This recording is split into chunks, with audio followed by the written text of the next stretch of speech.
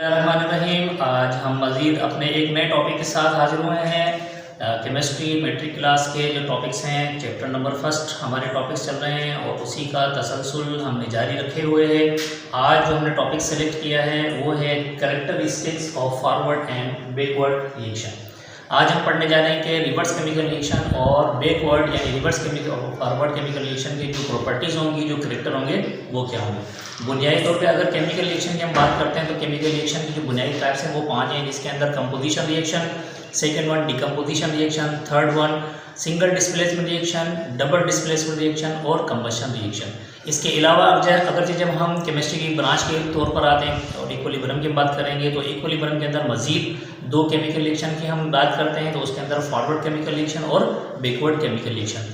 अब क्वेश्चन ये है कि इन को पहचानने के लिए जो करेक्टर होगा, फॉरवर्ड केमिकल रिएक्शन की पहचान क्या होगी और बैकवर्ड केमिकल रिएक्शन की पहचान क्या होगी, यानी करेक्टर्स क्या होंगे। तो करेक्टर के तौर पे अगर हम आते हैं फॉरवर्ड केमिकल रिएक्शन, तो हमने इसको डिफाइन किया है 3 पॉइंट्स के अंदर। पॉइंट नंबर 1 पर आते हैं, it is always directed from left to right. अब ये जो फॉरवर्ड जो केमिकल रिएक्शन होते हैं, इनकी जो पहली पहचान है वो ये है कि ये हमेशा लेफ्ट से शुरू होते हैं और राइट की तरफ ये जाते हैं किसी भी केमिकल रिएक्शन के अंदर। यानी हम कहेंगे कि अगर रिएक्टेंट अगर जाएगा तो वो प्रोडक्ट की तरफ जाएगा, रिएक्टेंट अगर ए है तो ये चला जाएगा बी की तरफ, जिसको आप प्रोडक्ट कहते हैं।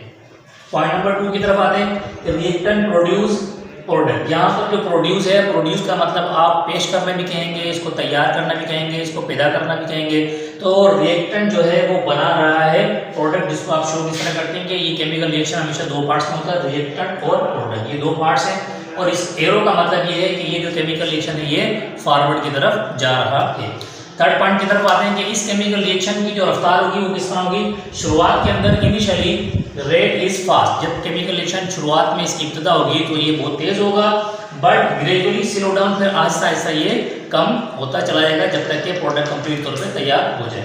इसी तरीके से रिवर्स यानी बैकवर्ड केमिकल रिएक्शन को भी हमने डिफाइन किया है 3 पॉइंट्स के अंदर। आप कहेंगे it is directed from right to left in a chemical reaction. अब ये मेरा राइट है और ये मेरा लेफ्ट है, ये जो केमिकल रिएक्शन होगा वो राइट से यानी प्रोडक्ट से जाएगा रिएक्टेंट की तरफ, ये इसकी डायरेक्शन भी कहलाएगी, जिसको आप समथ कहते हैं। पॉइंट नंबर 2 की तरफ आते हैं कि प्रोडक्ट प्रोड्यूस रिएक्टेंट, यानी प्रोडक्ट बनाएगा रिएक्टेंट, जिसको आप किस तरह शो करेंगे कि ये केमिकल रिएक्शन के 2 पार्ट्स हैं, जिसको आप कहते हैं रिएक्टेंट और प्रोडक्ट। और केमिकल ये जो एरो है, एरो का जो डायरेक्शन होगा वो प्रोडक्ट की से होगा रिएक्टेंट की तरफ। थर्ड पॉइंट के अंदर आते हैं तो जो रिवर्स केमिकल रिएक्शन या बैकवर्ड केमिकल रिएक्शन है, ये शुरुआत के अंदर यानी इसकी जो रफ्तार होगी वो स्लो होगी, बट ग्रेजुअली स्पीड अप, फिर ये आहिस्ता आहिस्ता अपनी केमिकल रिएक्शन की रफ्तार को बढ़ा लेंगे।